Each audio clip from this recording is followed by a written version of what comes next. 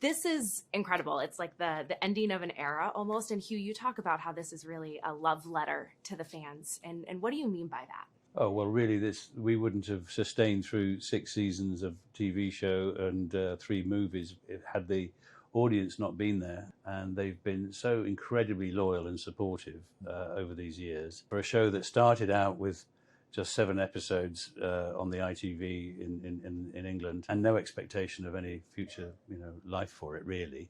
And here we are. So I think the tone of this final film really is about it's about the changing of the guard and the handing of the baton, both upstairs and downstairs. There's a lot of change going on and new generations taking over.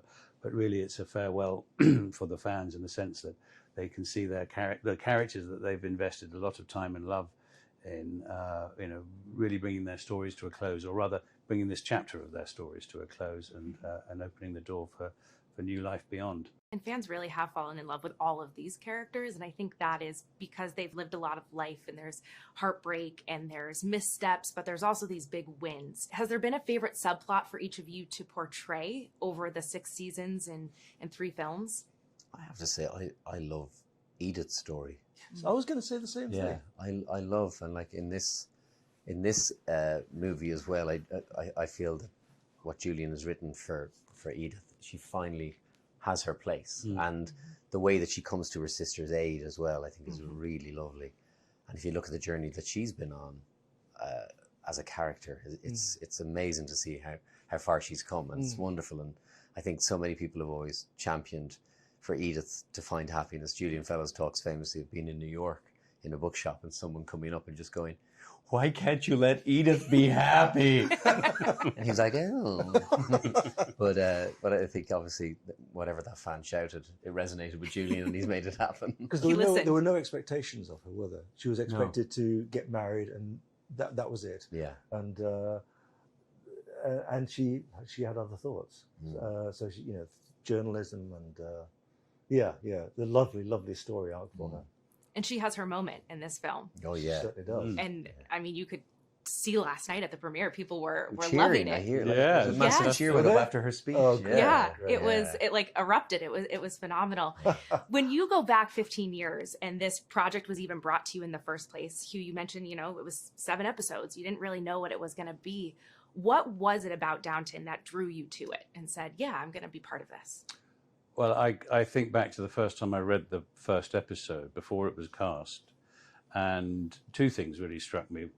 One was that each character leapt off the page. I mean, you could see them, you could cast them in your mind, because they had distinct voices, each of them.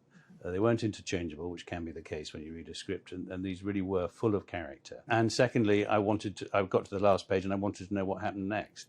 And I think that translated onto the screen. Vivid characters, beautifully cast by Jill Trevelyan, bringing all these actors together for the directors and producers to survey and gel.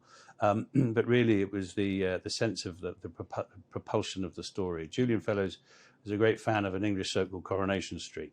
And so that sense of the, if you like, the sort of the West Wing energy and the soap opera cutting meant that if you were bored of one character, another one would be along in about 8 seconds. So there's really is a sense of something for everyone, and I think that's partly all those elements combining, along with this good nature at the heart of the show in Julian's writing, this generosity of spirit. I think those are some of the elements that made the show gel.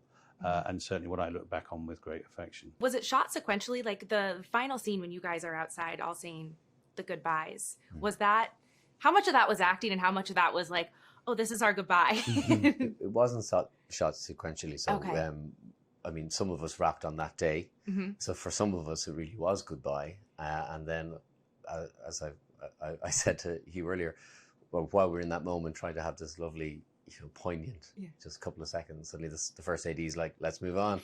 We got to finish the day. So in that sense, it kind of, that it wasn't this big emotional like shutdown. And also we've said goodbye so many times. We said goodbye at the end of the series, so we'd never see each other.